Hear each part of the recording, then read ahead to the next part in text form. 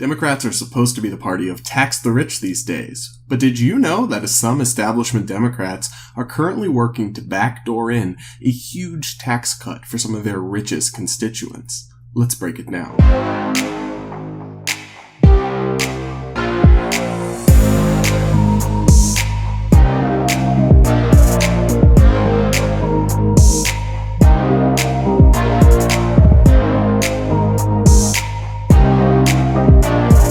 But first, welcome back to my channel, and welcome back to Breaking Brad, a series with me, your lovely and gorgeous host, Brad Palumbo, where we break down the big picture issues in our politics and help you figure out what's really going on. Today, we're tackling the effort by some establishment Democrats to quietly extend and bring back a massive tax cut for rich constituents in blue states. At issue here is something called the state and local tax deduction. It sounds really wonky and it's kind of complicated, but basically it's this. It's a provision in the federal tax code that gives you a discount on your federal taxes if you had to pay higher state and local taxes. So, people who live in states like California or New York that have bigger state governments and more welfare at the state level and higher taxes as a result, well, they get a discount. It is effectively subsidized because they get to write that off on their federal taxes. But back in 2017, President Trump and Republicans, in their tax bill, they put a limitation on the state and local tax deduction. It's called SALT by a lot of policy wonks. Anyway, they limited it. But right now, as they're doing a massive multi-trillion spending push and promising to pay for it by taxing the rich, Democrats are actually working, some Democrats are actually working to bring back this big tax exemption, this deduction that mostly benefited rich people. Here's what's going on. A group of Democrats in the House is pushing their leaders of their party to bring back the full SALT deduction as part of the $3.5 trillion plus reconciliation package and spending bill that the Biden administration and Democrats are currently trying to push through. So the House Ways and Means Committee, which is chaired by Richard Neal, a Massachusetts Democrat from my home state, actually, a bunch of these representatives, the House Ways and Means Chairman Richard Neal, Subcommittee Chairman Bill Pascal Jr., Congressman Tom Suozzi of New York, they released a statement calling to bring back this deduction in full. They said that with Speaker Pelosi, yes, this is something that Nancy Pelosi strongly supports, we continue to work among our colleagues and the Senate to undo the short-sighted capping of SALT by Republicans. We are committed to enacting a law that will include meaningful SALT relief that is so essential to our middle-class communities, and we are working daily toward that goal. Basically, they're working hard to bring back this massive tax loophole. But the reason that's so hypocritical and outrageous for these progressive Democrats, supposedly progressive, that is, to be doing is that this deduction, bringing it back, would literally almost exclusively benefit very high-earning Americans. According to the nonpartisan Committee for a Responsible Federal Budget, almost all of the benefits of this would go to the top 40%.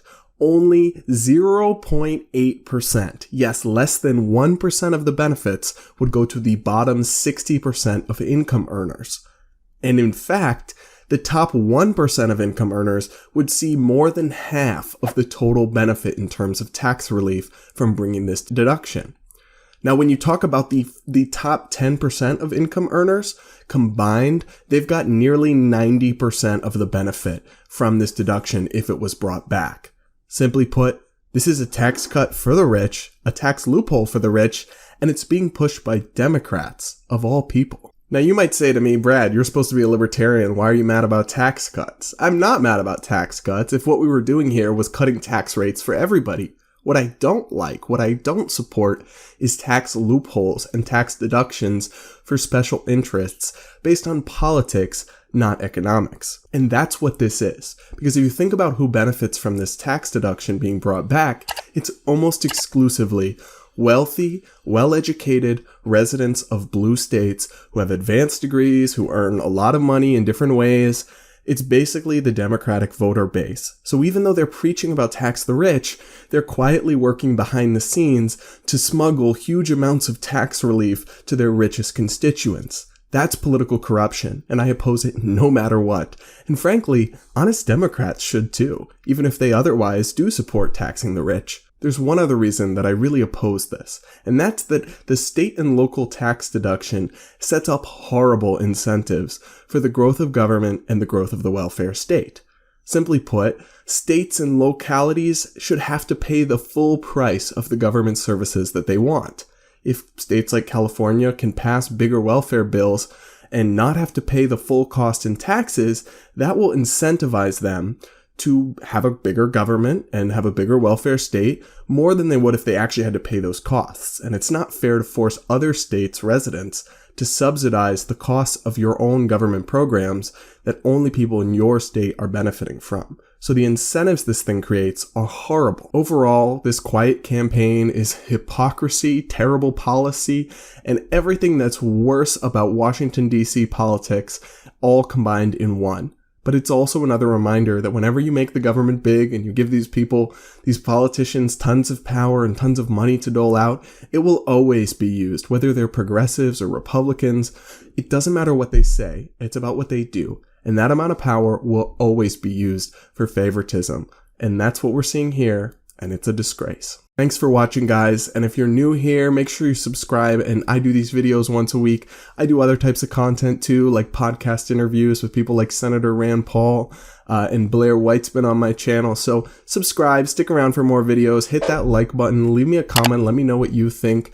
I want to hear from some blue state voters. I mean, would your taxes go down from this deduction, and do you still think it's a bad idea? Because I think that's probably the honest position you should take. But anyway, I will see you all in the next video.